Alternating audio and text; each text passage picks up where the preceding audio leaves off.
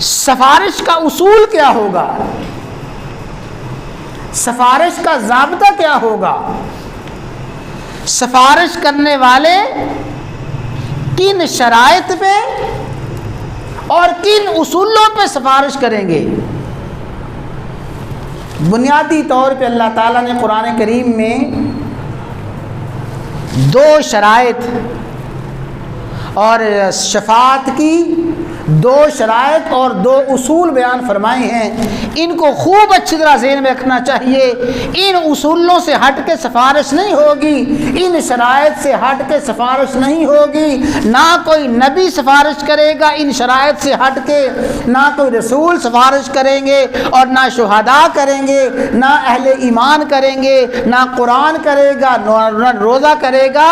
سفارش کرنے والوں کے لیے اللہ نے بنیادی دو اصول، دو ضابطے، دو شرائط بیان فرمائی ہیں۔ پہلا اصول کیا ہے؟ فرمایا من ذا الذی یشفع عندہ الا باذنہ، میری بارگاہ میں کون سفارش کر سکتا ہے؟ اللہ تعالیٰ فرماتے ہیں میرے سامنے کون سفارش کر سکتا ہے؟ کوئی سفارش نہیں کرے گا الا باذنہ، جس کو اللہ تبارک و تعالیٰ سفارش کرنے کی اجازت عطا فرمائیں گے۔ اذن ربی، رب العالمین کی اجازت۔ اور رسول اللہ صلی اللہ علیہ وسلم نے مقام شفاعت کبریٰ میں، وہ جو شفاعت کبریٰ ہوگی سب سے بڑی سفارش، اس حدیث میں فرمایا اخر لہ ساجدہ، میں رب العالمین کی بارگاہ میں سجدے میں گر جاؤں گا، طویل سجدہ کروں گا۔ یلہمنی محامد، اس موقع پہ اللہ تعالیٰ مجھے اپنی تعریف، اپنی توصیف کے وہ کلمات سکھائیں گے۔ لا احضرہ الآن، ابھی مجھے وہ کلمات اور ابھی اللہ تعالیٰ کی ثنا اور تعریف کے الفاظ ابھی میرے علم میں نہیں ہے۔ لا احضرہ الآن، ابھی میرے ذہن میں حاضر نہیں، مجھے وہ کلمات ابھی نہیں آتے۔ اللہ تعالیٰ اس خاص موقع پہ اپنی حمد و ثنا کے خاص کلمات مجھے سکھائیں گے۔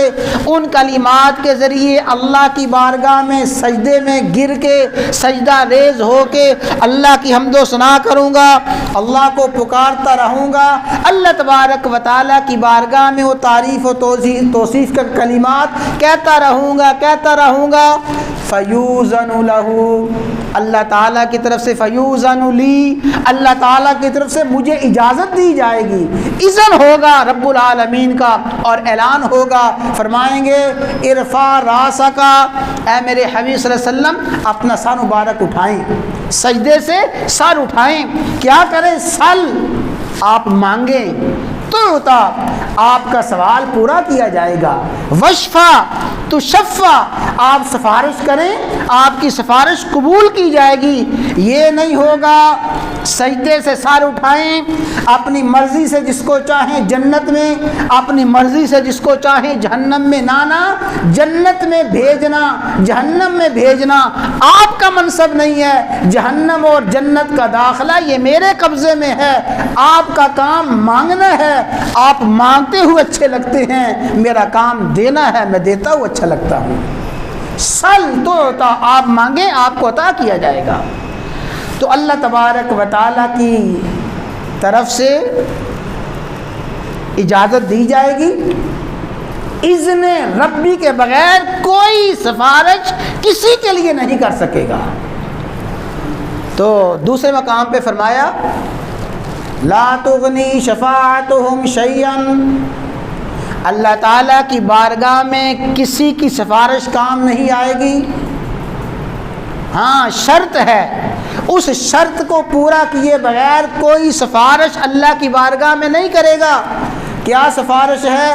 الا من بعد ان یأذن اللہ، ہاں اللہ تعالیٰ جس کو سفارش کرنے کی اجازت دے گا وہی سفارش کرے گا، لمن یشاء، جس کے لیے اللہ کی مشیت، اللہ کی مرضی ہوگی، اللہ اجازت دیں گے حبیب سفارش کیجئے، اے میرے رسولو سفارش کرو، اے اہل ایمان سفارش کرو، قرآن کو سفارش کی اجازت دی جائے گی، روزے کو، اعمال صالحہ کو، اس کی تفصیلات انشاءاللہ آئیں گی۔ تو پہلی شرط ہے اذن شفاعت کی اجازت جب تک نہیں ہوگی اللہ تعالیٰ کی طرف سے، جب تک سفارش کی اجازت نہیں ہوگی کوئی سفارش نہیں کر سکے گا۔ اور پھر دوسری بات اچھی طرح سمجھ لیں، سفارش کرنے کی اجازت بھی اللہ تعالیٰ کی طرف سے ہوگی، سفارش کن کے لیے ہوگی اس کا انتخاب بھی اللہ تعالیٰ خود فرمائیں گے۔